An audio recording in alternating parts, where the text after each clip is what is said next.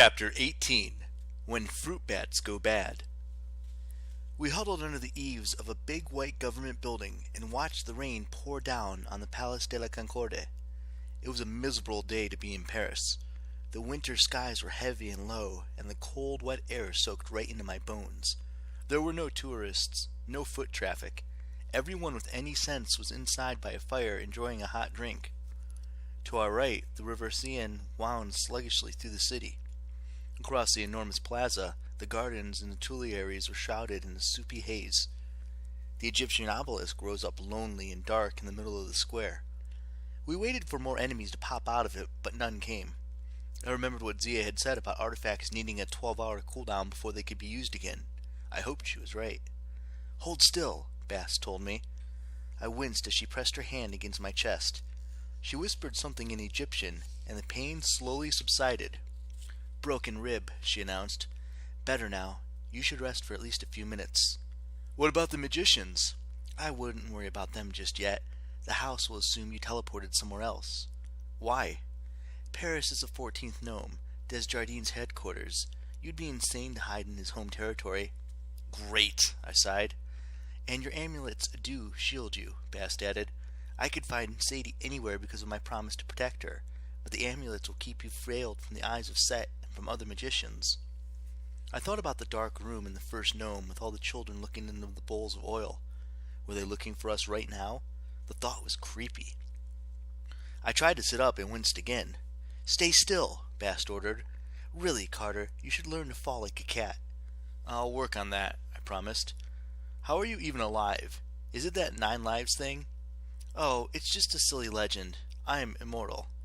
"But the scorpions!" Sadie scrunched in closer, shivering and drawing Bast's raincoat about her shoulders. "We saw them overwhelm you." Bast made a purring sound. "Dear Sadie, you do care. I must say I've worked for many children of the pharaohs, but you two—" She looked genuinely touched. "Well, I'm sorry if I worried you. It's true the scorpions reduced my power to almost nothing. I held them off as long as I could. Then I had just enough energy to revert into Muffin's form and slip into the duat." "I thought you weren't good at portals," I said. "First off, Carter, there are many ways in and out of the duat. It has many different regions and layers. The abyss, the river of night, the land of the dead, the land of demons." "Sounds lovely," Sadie muttered. "Anyways, portals are like doors. They pass through the duat to connect one part of the mortal world to another. And yes, I'm not good at those. But I am a creature of the duat. If I'm on my own, slipping into the nearest layer for a quick escape is relatively easy." "And if they'd killed you?" I asked. "I mean, killed Muffin?" "They would have banished me deep into the duat. It would have been rather like putting my feet into concrete and then dropping me into the middle of the sea. It would have taken years, perhaps centuries, before I would have been strong enough to return to the mortal world. Fortunately, that did not happen. I came back straight away, but by the time I got to the museum, the magicians had already captured you." About 24 hours. "Really? Well, we weren't exactly captured." "Huh, how long were you in the first gnome before they decided to kill you?" "Yeah, about a day." Bass whistled. "Ha! They've gotten friendlier. They used to blast godlings to dust in the first few minutes." "We're not... Wait, what did you call us?" Sadie answered, sounding like in a trance.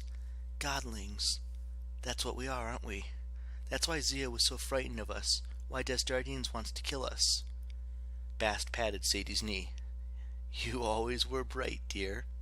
"Hold on," I said.